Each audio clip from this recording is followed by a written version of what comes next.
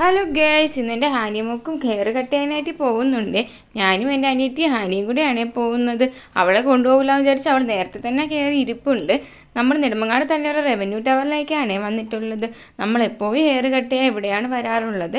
Art എന്ന് പറഞ്ഞൊരു beauty പാർലറാണ്. ഈ ചേച്ചി നമുക്ക് നല്ല പരിചയമുണ്ട് തന്നെ. നമ്മൾ പറയും പോലെ ഹെയർ കട്ട് ചെയ്ത് തരും. എനിക്ക് വലിയ മുടിയൊന്നും വന്നിട്ടില്ല, എന്നാലും ജസ്റ്റ് ഒന്ന് ഷേപ്പ് ചെയ്യണം. പിന്നെ നമുക്ക് തുമ്പൊക്കെ ഒന്ന് കട്ട് ചെയ്ത് വിടാനാണ് നമ്മൾ വന്നത്.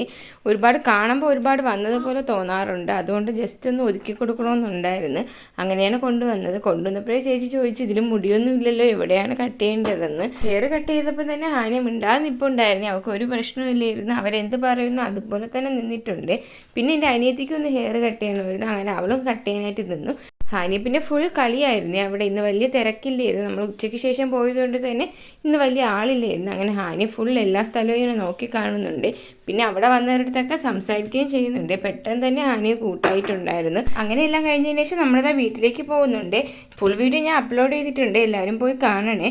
ഈ വീഡിയോ ഇഷ്ടമായെങ്കിൽ സബ്സ്ക്രൈബ് ചെയ്ത് സപ്പോർട്ട് ചെയ്യണേ. കൂടുതൽ വീഡിയോസുമായി ഞാൻ വീണ്ടും വരുവേ.